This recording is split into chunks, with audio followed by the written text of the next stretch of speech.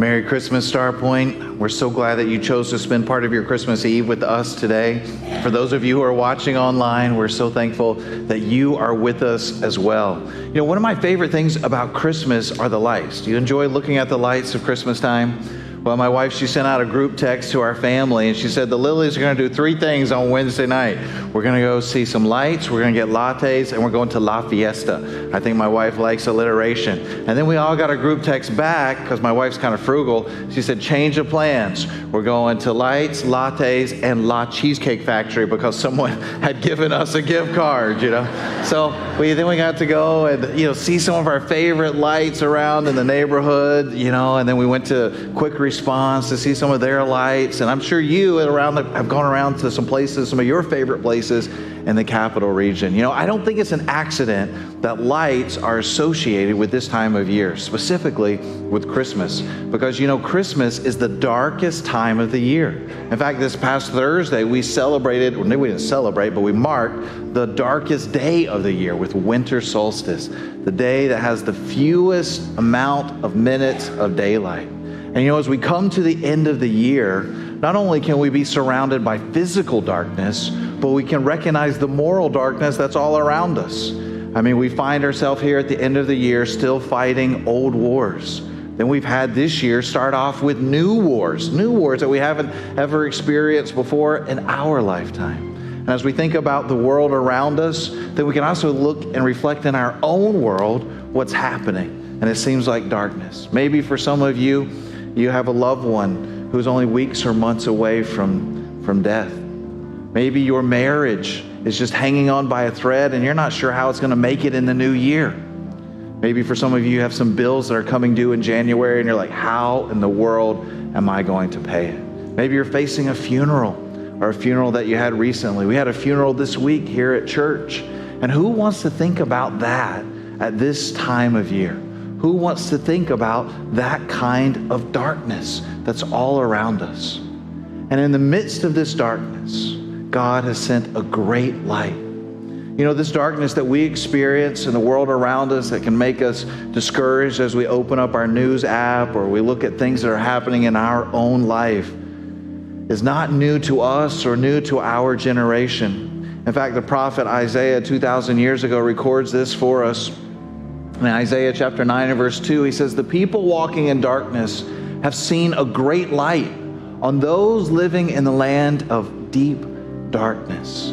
Deep darkness, he's getting poetic here, Isaiah. And in Hebrew, it really means the land where death casts a long shadow. Have you experienced that before? It seems like with each passing Christmas, we feel that shadow creeping up on us. We do all kinds of things to try to push that shadow back. Maybe we put all kinds of face creams on or get injections to kind of push that shadow back, but we feel it creeping up on us. Maybe you experience that shadow very close to you. But he says here, in the land where death casts a long shadow, there's hope. He says, a light has dawned. Isn't that a beautiful thought? He's not saying that the light has come from within us. He's not saying that we have created this light, but instead he said this light has come from outside of us and it has shined upon all of us who live in the land where death casts a long shadow.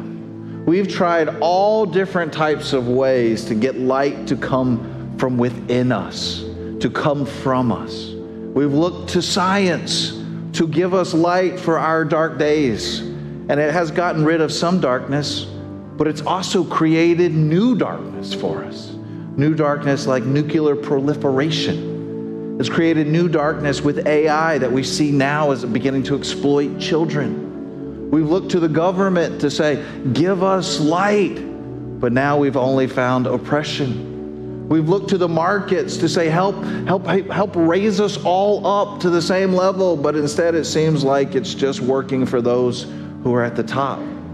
We've looked to religion to save us, and some of you, it was hard for you to come here today because religion has hurt you. Maybe even religion has abused you. And so we've looked for light in all kinds of different places to try to find this light for our dark days. But there's good news. Isaiah says this, the light that we're looking for. He says, for unto us a child is born, to us a son is given, and the government will be on his shoulders, and he will be called Wonderful Counselor, Mighty God, Everlasting Father, Prince of Peace.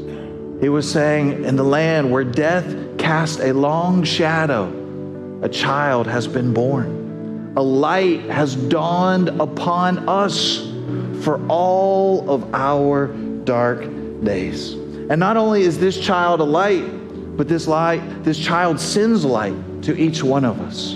We see in the story, the Christmas story, how God sent a star for the original spiritual seekers, the original spiritual explorers, the wise men, who have been looking for light in all kinds of academic pursuit, who've been looking for light in everything that money could purchase for them. And they didn't find it. And so they were searching for a stable guiding North Star in their life, and they followed it to a child that was born just for them. I believe God has sent a great light to each one of you. I think for some of you, the reason you are here tonight or today is because God sent a light in your life. Maybe it was your child. Maybe it was a friend of your child. Maybe it was a neighbor. Maybe it's a friend or a coworker or a spouse. And you've had all kinds of questions about darkness that you've experienced in your life. And God didn't want to leave you without answers. And He sent someone to bring you to church so that you could find Him, so that you could meet Him and know how much He cares about you. You see, this baby would grow up, and this baby would claim that He was the light of the world. In John 8 and verse 12, Jesus spoke to the people once more and said, I am the light of the world. If you follow me, you won't have to walk in darkness, because you'll have the light that leads to life. We've looked everywhere else but to Jesus for the light. We've looked within us. We've looked around us. We're like, I don't think that can be the answer. Something else has to be the answer. And we've always come up empty-handed. We find joy, then we lose it. We find peace, then we lose it. We find hope, and then we lose it. We're saying Jesus can't be the answer. It has to be something else. When it comes to Jesus, we say things that no one else would have ever said at the time Jesus lived. For example, we say things like, well, I really admire Jesus. I think Jesus had great wisdom. I think He had some revolutionary ideas. But no one who encountered Jesus would ever have said those things when Jesus walked this earth. There was only two responses by those who walked this earth when Jesus did. The first was they recognized everything Jesus was saying and they wanted to kill Him. The second response was people bowed down and worshiped Him. They said, you are the light of the world. You are the truth that we have been searching for. You are the great light that has dawned upon us.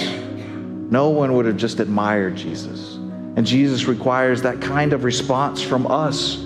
Who is Jesus? Who do we say that He is? And what has He done for us? And the question I want you to consider tonight is, what if you have been orienting your life around the wrong thing?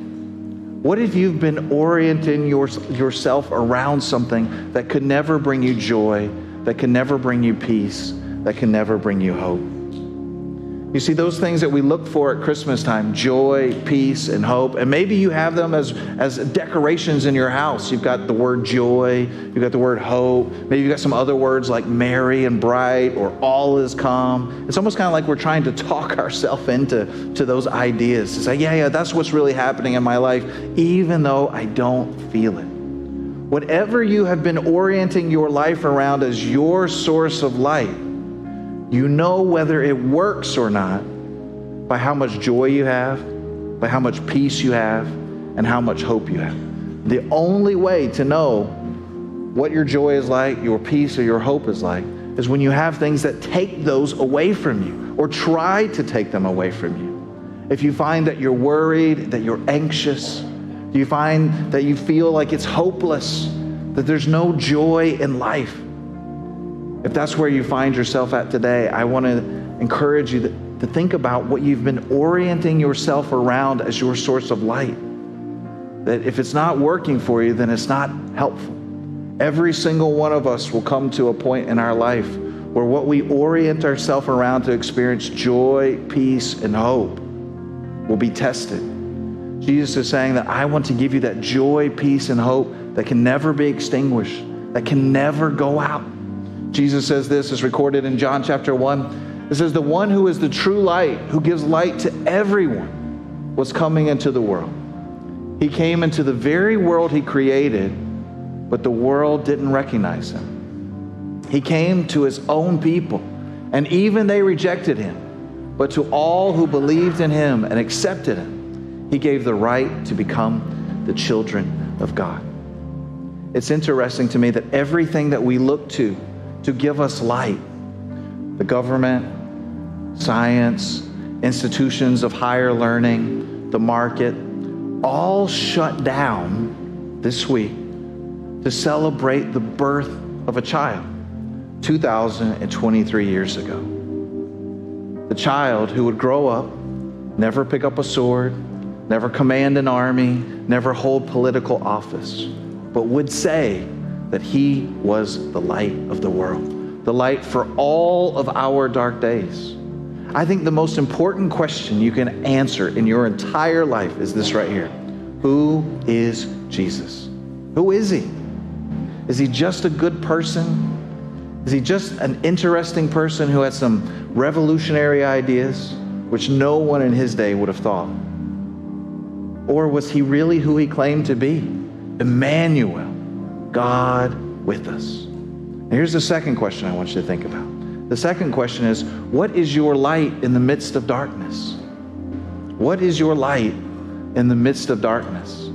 Some people will tell me, well, my light is my kids. My light's my spouse. And it's certainly true that you and I can get some joy from our children, joy from our spouse or a friend. But man, oh man, that's a lot of pressure to put on kids to expect that your child would be your light, your joy, your hope, your peace. I've been a pastor for over 20 years. I've had to do funerals for newborns all the way up. And so to say that your light, your reason for living, your joy, your hope as a person, that light can be extinguished. I've had people say, well, my joy, my peace, it comes from my work. I enjoy it. I love it. It gets me up every morning. And certainly God has given us skills and ability that bring us joy for doing things that he created us to do. But I've also sat with people that realize they love their company more than their company loved them at the end. Some people put their hope in money only to see it evaporate and disappear. What is the light that can never go out? What is the light that can never be extinguished? John tells us, John 1 and verse 5, it says, the light shines in the darkness, and the darkness can never extinguish it. Can you imagine having that kind of light in your life that you've oriented everything else around? That no matter how dark it gets, no matter how hopeless it seems, no matter how tempted you are to be anxious and worried, you aren't. You have joy. You have peace. You have hope. Can you imagine at the end of the year if you were facing losing your job or being downsized, that you still have joy? Why? Because that is not extinguishable because of your relationship with Jesus. Can you imagine facing death and still having peace, peace that passes understanding, still having hope, hope that one day you will see them again because of their faith in Jesus and because of your faith in Jesus. Hope that can never be extinguished, that can never go out. You say, well, how in the world do I have that kind of joy, that kind of peace, that kind of hope in the midst of darkness? There's only one way to get it. It's by opening your heart to Jesus. You see, the creator of the world owns everything, has everything except for one thing. That's your heart, your life, your devotion, your attention. And at Christmas time, the greatest gift that you can ever give to Jesus is your life. It's also a gift that you give to yourself. You say, God, I want to open up my heart to you. You see, we talk about Jesus being the reason for the season, and certainly he is. But the deeper truth is that you are the reason for the season. The reason a child is born unto us is that for God so loved the world that he gave. He gave his one and only Son. He didn't want you to wander around in darkness anymore. He didn't want you to be lost anymore. He wanted you to know that he was for you, that he loved you. He wanted you to know that he knows exactly what it's like to be human. He knows exactly what it's like to face the same kind of struggles and temptations that you do. He knows it because he was human. And then he gave his life for us, for everything wrong that you and I have done. But he rose again victorious over death, hell, and the grave. That's what we celebrate every single Easter. But at Christmas time, we celebrate the fact that God is Emmanuel. He is God with us. A light, a great light that has dawned. A light that cannot be extinguished. A light that whoever follows it will never walk in darkness. I want to give you a chance to open your heart up to Jesus today. So would you close your eyes with me? We're going to pray 3 prayers together today. Here's the first prayer. If you're new to faith and you're just like, I just still got a lot of things to figure out. First off, I want to say we're so honored that you're here and you're with us today. Here's the prayer that I want you to pray. If you say, I'm so new to faith, would you say, God, if you are real, reveal yourself to me. This coming year, I need to know that you are real. Our scriptures say, if you search me with your whole heart, you will find me. If you pray that prayer, I have no doubt, God will reveal himself to you. Others of you, you've been coming here for several weeks, several months. You've been exploring the truth claims of Jesus, and you're like, I'm ready. I'm ready to open my heart to the light of the world. I don't want to wander around in darkness anymore. If that's you, here's the prayer I want to invite you to pray. Would you say this? Would you say, Jesus, I believe you are who you say that you are. The way, the truth, the life, the only way to the Father. I ask that you would come into my heart, that you'd forgive me of my sins, and you'd make all things new. If you prayed that prayer for the first time and you're in this room, you're watching online, we'd love for you to send a text to 97000 and that one word, decided. Like, I'm deciding to open up my heart to the light of the world. Now here's the third prayer. Some of you, you've been experiencing darkness this year. And you've been searching for light outside of you in all kinds of different places that haven't been bringing peace or hope or joy. I think Jesus brought you here today for you to say, come back home to me. Come home to me.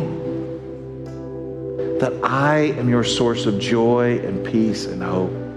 You don't have to wander around in darkness anymore.